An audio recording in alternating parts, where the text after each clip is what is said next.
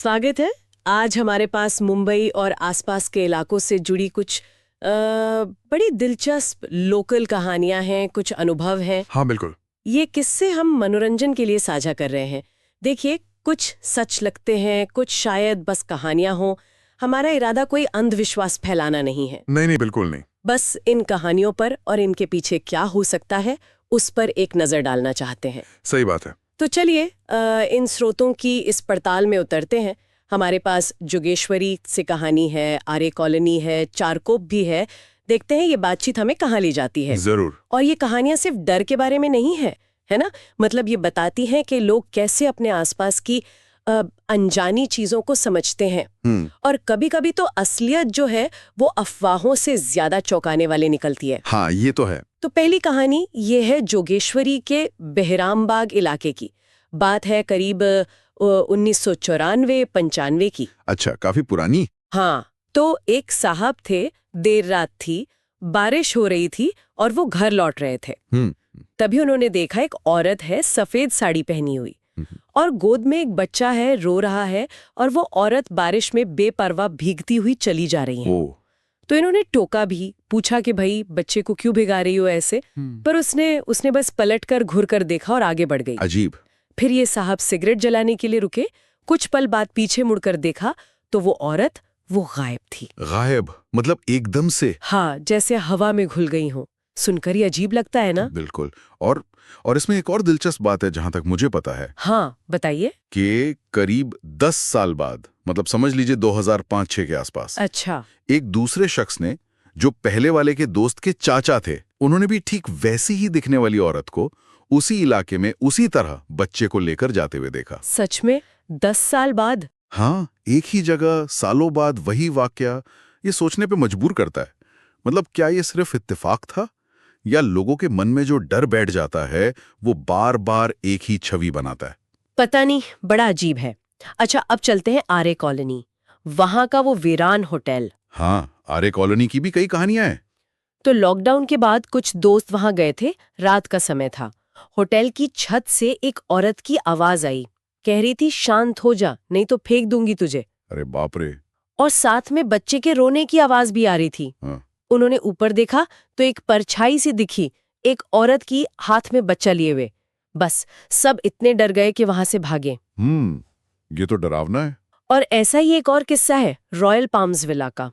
दोस्तों का एक ग्रुप था, रात में बाहर निकले तो देखा एक औरत कार पर अपना सिर पटक रही थी जोर जोर से और चिल्ला रही थी। क्या सिर पटक रही थी? हाँ, और इससे पहले कि वो लोग कुछ समझ पाते या पास जाते, वो औरत गायब हो गई। फिर से गायब? हाँ, और फिर जब वो डर के मारे वापस विला में गए तो देर रात उनके दरवाजे पर जोर जोर से कोई दस्तक देने लगा। लेकिन बाहर कोई नहीं था? कोई नहीं।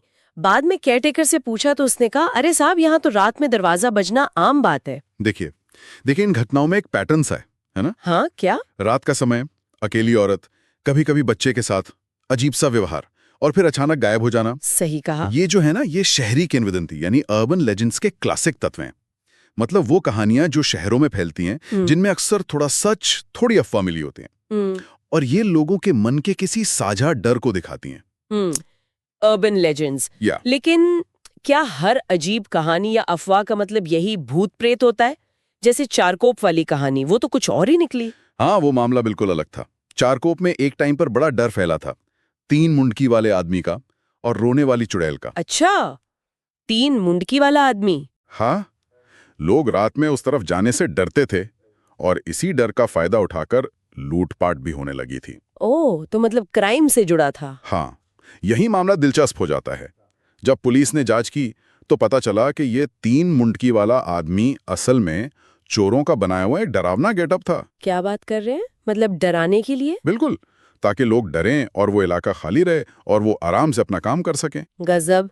और वो रोने वाली चुड़ैल की आवाज? हाँ, वो आवाज, वो पुलिस ने भी सुनी थी। बड़ी डरावनी लगती थी, पर बाद में पता चला कि वो एक खास किस्म का उल्लू था। उल्लू? हाँ, उल्लू जो बिल्कुल इंसान के रोने जैसी आवाज निकालता था। अविश्वसनीय। मतलब डर पैदा करके उसका फायदा उठाना।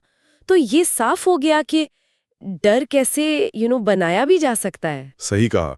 पर कभी-कभी डर का स्रोत ना अलौकिक होता है, न कोई अफवाह, बल्कि इंसान खुद होता है, इंसानी फितरत, जैसा कि वो हाल की एक घटना इशारा करती है। हाँ, वो मेघालय वाली घटना जिसका जिक्र है, जहां कथित तौर पर एक पत्नी पर आरोप है कि उसने अपने प्रेमी के साथ मिलकर हनीमून पर गए पति की हत्या की साजिश रची। हाँ, और उसे खाई में फेंकवा दिया और खुद गायब होकर ऐसा दिखाया जैसे वो पीड़ित हो। बहुत ही भयानक। ये हमें सोचने पर मजबूर करता है ना? बिल्कुल। हम शायद उन अनजाने सायों से, उन कहानियों के भूतों से डरते हैं जिनका हमें पता नहीं, लेकिन इंसानों की क्रूरता, उनका धोखा, उनकी हिंसा, क्या वो ज्यादा असली और ज्यादा डरावनी नहीं है? हाँ, ये एक जरूरी सवाल है। लोक कथाओं के भूत शायद हमारे मन के डर हों, हाँ, प्रतीक हों, लेकिन इंसानी इरादों से जो भयावहता पैदा होती है वो तो बिल्कुल असली है। और ये स्रोत यही इशारा कर रहे हैं कि रिश्तों में धोखा, स्वार्थ, इनसे पैदा होने वाली ऐसी दुखद घटनाएं समाज की एक चिंताजनक सच्चाई बनती जा रही हैं। तो इन सारी कहानियों से हम क्या समझें? कुछ हमें उस अनजाने डर का एहसास कराती हैं जिसके बारे में हम ज्यादा नहीं जानते।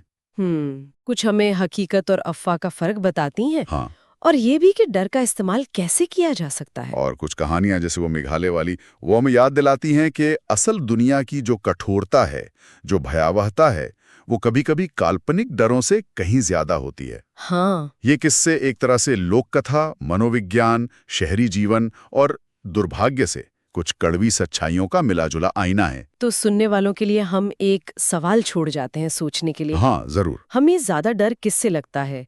उन चीजों से जिन्हें हम पूरी तरह समझ नहीं पाते, जैसे वो बहराम बाग की रहस्यमय औरत, या उन कामों से जिन्हें इंसान अंजाम देने में सक्षम है,